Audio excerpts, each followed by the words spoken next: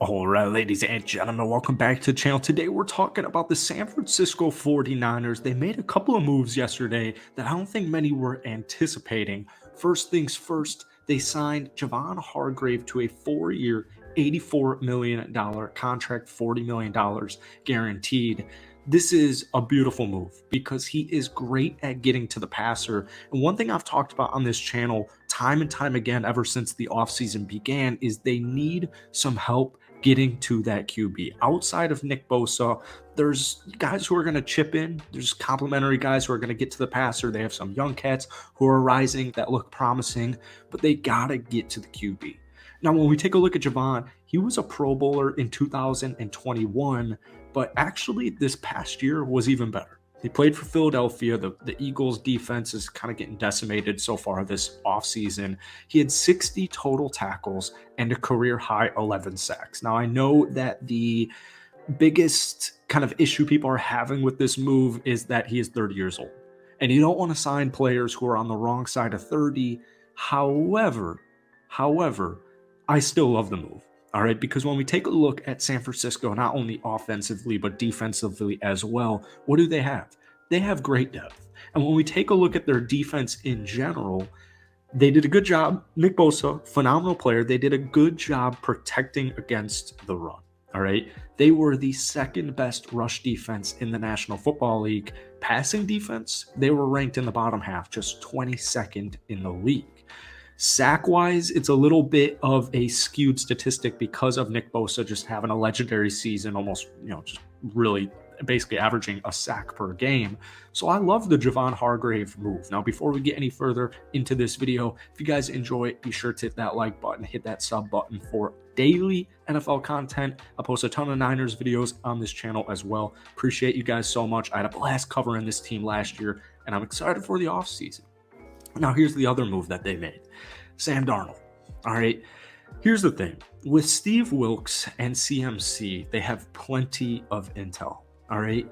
Sam Darnold, as crazy as Carolina had as a season, Sam Darnold was their best quarterback. Finished off the year for them. And you have Brock Purdy, and you still have Trey Lance. And, Brock Purdy dealing with that injury, got injured in the game against Philly. And what did we see? Well, they just got decimated by injuries. Jimmy G, who is now a Raider, Trey Lance, Brock Purdy, all three of those QBs were injured. So Sam Darnold is a perfect system QB for a guy like Kyle Shanahan as your head coach because he's more of a if need be. All right, if Brock Purdy isn't ready to go or Brock Purdy in the season is dealing with some injuries, same thing with Trey Lance. Sam Darnold is the type of player, especially, seriously, can't emphasize the word especially under this system enough. Sam Darnold, if he were to have a rejuvenation in his career, it would be with Kyle Shanahan. All right, there's plenty of weapons on this offensive side. CMC, Deebo Samuel, George Kittle. There are so many threats that just like when Brock Purdy initially came in, once Jimmy got injured, it's like, we just need you to play within the system. We don't need you throwing 320 yards and 4 touchdowns. We don't need that. Get the ball to the playmakers and limit mistakes. And that's actually what we saw from Sam Darnold at the end of the season. Even though they fired their head coach in the start of the year, they got rid of their best player, CMC, and sent him to San Francisco. As dysfunctional as Carolina was, dealing with a multitude of different quarterbacks, Baker Mayfield, PJ Walker, Sam Darnold, they still, week 17, had a chance to take down Tampa Bay. In fact, they were up, 20-3 in the fourth quarter.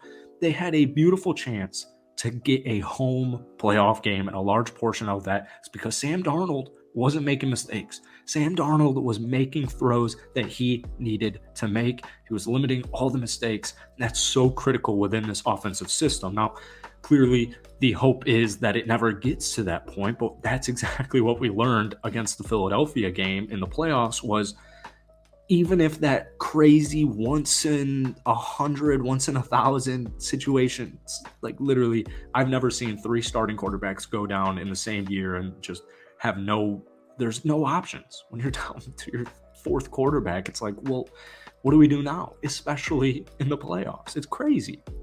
But you don't want to be in that situation again.